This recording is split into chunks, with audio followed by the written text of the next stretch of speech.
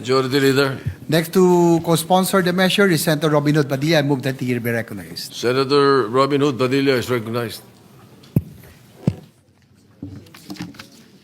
Maraming salamat po, Ginoong Pangulo, at sa ating pinunong mayorya.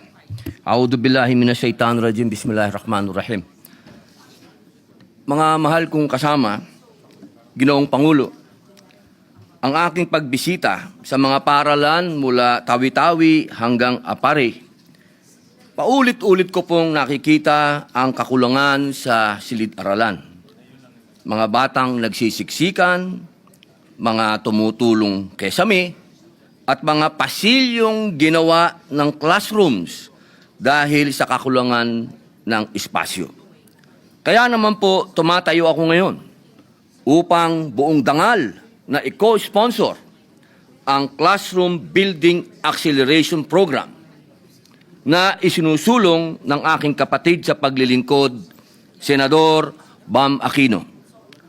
Mga mahal kong kababayan, meron pong mga pagkakataon na kahit magkaiba ang kulay sa politika, ay nagkakaisa po para sa isang adhikaing makatutulong sa ating mga kababayan, lalong-lalo na po sa ating mga kabataang Pilipino. Batid naman po nating lahat sa maraming pagkakataon na tayo po ay sinakop ng mga dayuhan o ng anumang adhikain o ng anumang religion, pinakamahalaga po at unang-una na dinadala nila ay edukasyon. Sapagkat ito po yung pinaka matinding pangangailangan upang magkaroon ng pagkakaintindihan.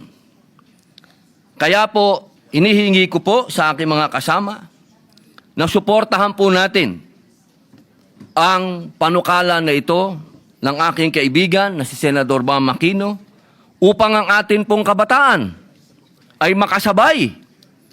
Huwag pong maiwan sa takbo ng mundo, sa pagalingan.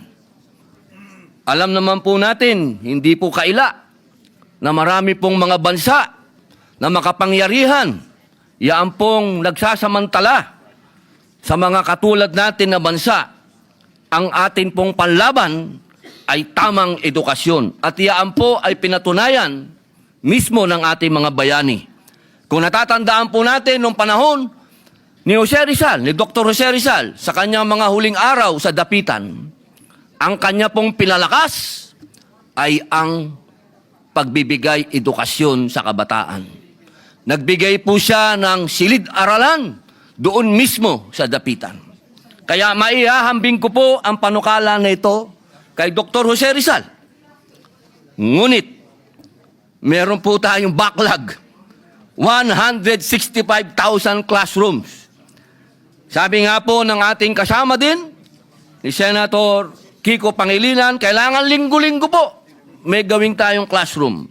Sapagkat meron pong nabanggit na 22 classrooms lang ang nagawa itong taon na ito. Na ang target po ay 1,700. Ibig pong sabihin, kailangan natin ng 55 years para abutan po natin yung 1,700. Pero bago po natin magawa yon, lolo na po yung mga bata. May mga apo na po sila. Kaya sana po, akin pong hinihingi, suportahan natin ito sapagkat kung edukasyon ng susi sa ating kinabukasan, patuloy tayong makukulong sa problema ng kasalukuyan dahil sa kakulangan at kawalan ng maayos na silid-aralan. Naniniwala po ako na ang CAP-Act ay tunay na makapagbibigay ng solusyon sa suliraning ito.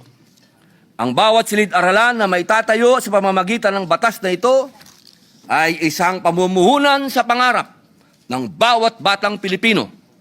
Sa pagsuporta sa panukalang ito, sinisiguro natin ang kanilang karapatan sa dekalidad na edukasyon at mas magandang kinabukasan, hindi lamang po sa bayang ito, kundi sa paligsahan sa buong mundo. Maraming salamat po.